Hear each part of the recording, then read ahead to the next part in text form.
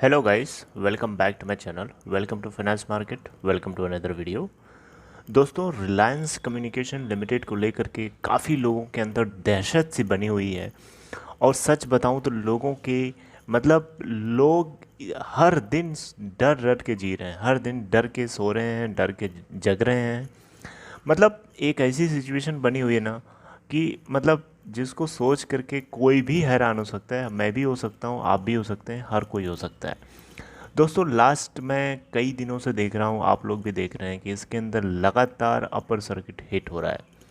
इसके पीछे क्या रीज़न है? इसके पीछे रीज़न दोस्तों सिर्फ इतना है कि अनिल अंबानी जी ने सिर्फ इतना बोल दिया था कि उनकी जितनी भी कंपनीज़ हैं उन कंपनीज़ को वो चलाना चाहते हैं, उनको ट्रैक पे लाना चाहते हैं। और इसके लिए वो जितना कर्जा है कंपनीज़ के ऊपर, उन सारे कर्ज़ों को चुकाने के लिए वो कुछ ऐसी एसेट्स को अपने मोनेटाइज करके सेल कर सकते हैं जिनकी जो ज़्यादा लॉस में है।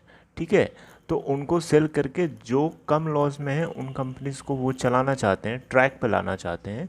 और साथ साथ में रिलायंस जियो को लेकर के भी आरकॉम के साथ एक मर्जिंग की लोगों के अंदर एक हवा चल रही थी, एक खबर उड़ी हुई थी मार्केट के अंदर। और हालांकि उसकी भी यहाँ पे उसका भी इम्पैक्ट थोड़ा बहुत, उसका भी मोमेंटम यहाँ पे ज़रूर है।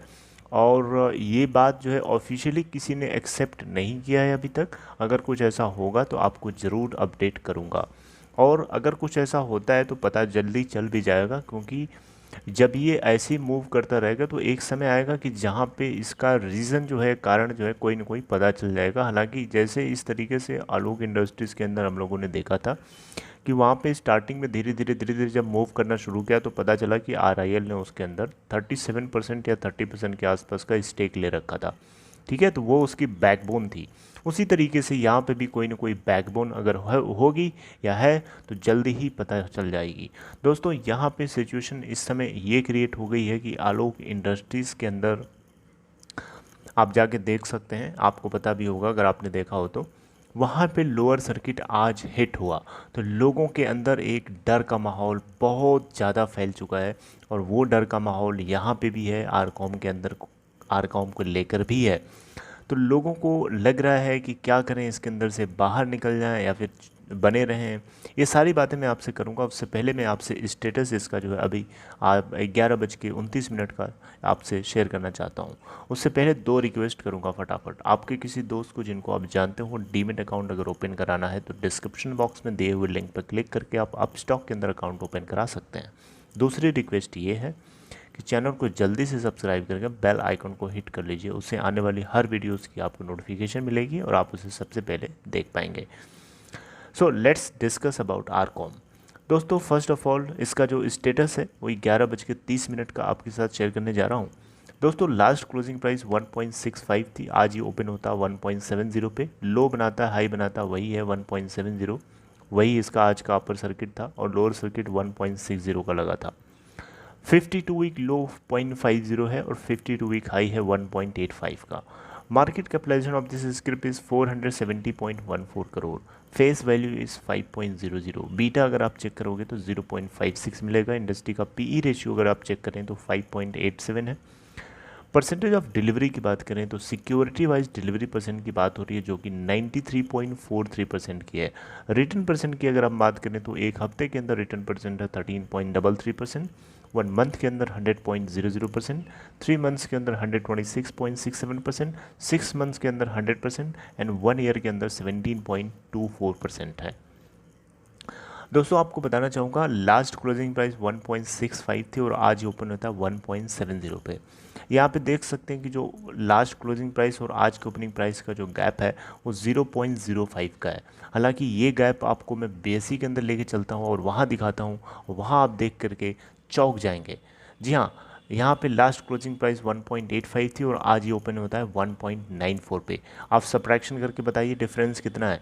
0.09 का है। हालांकि ये डिफरेंस 0.07 हुआ, फिर 0.08 हुआ, फिर 0.09 हुआ, हो चुका। आज 0.09 हुआ, कल के दिन 0.08 का डिफरेंस था। तो आप देख सकते हैं कि ये जो डिफरेंस है open price minus previous close price, ये जो डिफरेंस है, ये डिफरेंस जो है बढ़ता जाएगा आने वाले टाइम में। आज 0.09 है, 2 दिन बाद 0.10 होगा, फिर 0.12 होगा, फिर 0.15 होगा, और जैसे ही इसमें 0.10 क्रॉस करता है तो एनएससी पे अगर आप जाके देखेंगे तो वहाँ पे भी डिफरेंस 0.05 ना दिख के 0.10 दिखना शुरू हो जाएगा। तो दोस्तों यहाँ पे उम्मीद लोगों को ये बनी हुई है कि ये ऊपर जाएगा ऊपर जाएगा, लेकिन लोगों पे और जैसे कि आलोक इंडस्ट्रीज़ हो गया, रुचि सोया हो गया, इन इंडस्ट्रीज़ के अंदर देख करके ऐसा डर लग रहा है कि ऐसा भी इसमें भी ना हो जाए कि इसमें भी लोअर सर्किट लगना शुरू हो जाए। तो दोस्तों देखिए, किसी भी चीज़ की सर्टेनिटी नहीं होती है, किसी भी चीज़ को आप सर्टनली नहीं बोल सकते कि हाँ ये चीज़ आप आज हैं, कल क्या हो सकता है कौन जानता है। कोई भी चीज़ कुछ भी हो सकती है, एनीथिंग कुड हैपन। और वो भी चीज़ पॉजिटिव भी हो सकती है, नेगेटिव भी हो सकती है। लेकिन यहाँ पे एक सिचुएशन है, उस सिचुएशन को अगर हम लोग इमेजिन करें, देखिए आरकॉम के अंदर अगर आप देखें तो लास्ट कई सालों से इसके अंदर गिरावट थी। आप बताइए इसको, आप लास्ट 12 साल 10 साल का रिकॉर्ड चेक कर लीजिए, इसके अंदर हमेशा से गिरावट रही है। कभी ऐसा ही स्टॉक नहीं रहा जिसमें पॉजिटिव रिटर्न्स दिए हो लोगों को। लेकिन इतना सारा कुछ होने के बाद शायद अब ऐसा भी तो हो सकता है कि ये उतना ही ऊपर चढ़े जितना ये ऊपर था, और उसको ये इस स्क्रिप्ट को ये करने के लिए इसके पीछे कोई ना कोई बैकबोन होनी चाहिए, और वो बैकबोन क्या है, ये अपडेट अभी तक मार्केट में आया ही नहीं है। अगर कुछ ऐसा आता है तो मैं आपको ज़रूर अपडेट करूँगा। अब दोस्तों क्वेश्चन उठता है कि आलोक इंडस्ट्री के अंदर लोअर सर्किट लग गया, रुचि सोया के अंदर लग रहा है, आप क्या करें इस सिचुएशन में। इवन आर इंफ्रास्ट्रक्चर जो इन्हीं IDAG ग्रुप की एक कंपनी है, उसके अंदर भी आज ट्रेडिंग हो रही थी, उसके अंदर भी आज सेलिंग हो रही थी अच्छी खासी है, लेकिन हालांकि वहाँ पे अपर सर्किट फिर से लग चुका था। आर पावर के अंदर भी ट्रेडिंग हो रही थी, वहाँ पे भी अपर सर्किट लग गया है। कल भी ऐसा हुआ था, आज भी ऐसा हुआ। आरकॉम के अंदर ऐसा नहीं देखने को मिला। तो दोस्तों देखो, अगर आरकॉम के अंदर आने वाले हफ्ते के अंदर, आने वाले जो ट्रेडिंग वीक है उसके अंदर जो सेशंस हैं, 5 सेशंस होंगे, उन सेशंस में अगर किसी भी सेशन के अंदर इसमें अगर सेल ऑफ होता है तो आपको घबराने की ज़रूरत नहीं है, आप उसके अंदर और बाई कर लो। आपको एक तरीके से समझो कि एक मौका मिल रहा है, आप और उसमें बाई कर लो, और बाई करके इसके अंदर भूल जाओ। अब पहली बात तो आपको बताना चाहूँगा, बाई करना भी तो वो अमाउंट इनपुट करना जो आपका अमाउंट सरप्लस में है, जो ज़रूरत का अमाउंट है उसको आप ना लगा देना, अदरवाइज़ आप पछताओगे, आप परेशान होगे, बार बार देखोगे और बार बार देख करके पैनिक होगा, और पैनिक होने के बाद आप मार्केट से इससे एग्जिट हो जाओगे। तो बेटर होगा कि आप वो अमाउंट इसमें पुट करना जो अमाउंट आपका सरप्लस अमाउंट है, और ताकि आप एक बार पुट करने के बाद इससे आप वापस देखो ना, भूल जाओ, और इसको जैसे चल रहा है वैसे चलने दो। ठीक है, ठीक है, ये एक तरीके से आप कह सकते हो कि एक सही तरीका है। बाकी अगर आप ज़्यादा जोश में ज़्यादा अमाउंट अगर लगा दोगे तो फिर आपके लिए पछतावा भी हो सकता है ना, क्योंकि कोई नहीं जानता आगे कुछ भी हो सकता है। लेकिन यहाँ पे अगर आने वाले कुछ दिनों में सेल ऑफ होता है तो समझो कि आपके लिए एक अपॉर्चुनिटी है, आपके लिए एक मौका है। अगर आपने ऊपर कहीं बाय कर रखा है, 5 पे, 6 पे, 7 पे है, 8 पे है, 9 पे है, 10 पे है, 10 से ऊपर है, इस सिचुएशन में हर आने वाले पॉइंट्स पे आपको एक मौका मिलता है, मौका मिलेगा अगर ये सेल ऑफ इसमें अगर होता है तो आपको वहाँ पे घबराने की ज़रूरत नहीं है, और मार्केट में एग्ज़िट बने ना हो, एग्ज़िट ना हो जाओ। अगर आप, अच्छा, उन लोगों की अगर बात करते हैं जिन लोगों ने पॉइंट 1.00 से नीचे जिन लोगों ने पोजीशन बना रखी है, और वो लोग सोच रहे हैं कि अरे यार उन लोगों तो अच्छा खासा प्रॉफिट हो रहा है, अच्छा खासा उनका मार्जिन क्रिएट हो रहा है, क्या उनको बाहर निकल जाना चाहिए। तो दोस्तों देखिए इसमें क्या है कि ये आपके ऊपर डिपेंड करता है। अगर आप थोड़ा सा प्रॉफिट बुक करना चाहते हैं तो फिर आप निकल जाएं। अदरवाइज़ अगर आप चाहते हैं कि आपको अच्छा खासा मार्जिन क्रिएट हो, लार्ज अमाउंट में क्रिएट हो, तो उसके लिए आपको कुछ ना कुछ तो पे करना पड़ेगा ना, आपको पेशेंस रखना पड़ेगा, उसके लिए आपको समय देना पड़ेगा, और साथ साथ में आपको हिम्मत के साथ काम लेना होगा। क्योंकि बहुत से ऐसे मौके आएंगे, बहुत सी ऐसी सिचुएशंस आएंगी जहाँ पे आपको ऐसा लगेगा कि अब यहाँ से आपको बाहर हो जाना चाहिए, लेकिन वहाँ पे वही आपका टेस्ट होता है, वहीं पे आपको बचना होता है, वहीं पे आपकी परीक्षा होती है, असली एग्ज़ाम आपका वहीं होता है।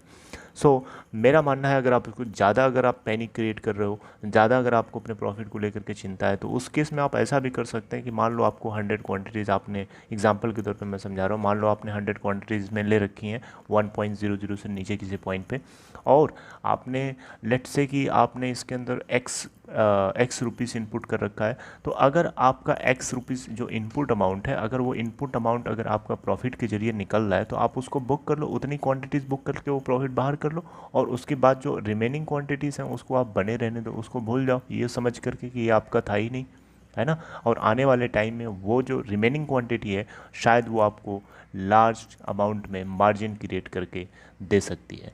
तो ये भी एक तरीका हो सकता है। तो मुझे उम्मीद है कि आप लोगों को ये सारी बातें मेरी जो है एनालिसिस समझ में आ रही है। अगर दोस्तों समझ में आ रही है तो प्लीज़ आप मुझे कमेंट सेक्शन के जरिए कमेंट करो और लाइक करो, इस वीडियो को अपने दोस्तों में शेयर करो जिनको आप जानते हो। This is all about today in this video. This is all what I wanted to share with you all guys. So see you next time in my next video. Till then, take care. Goodbye.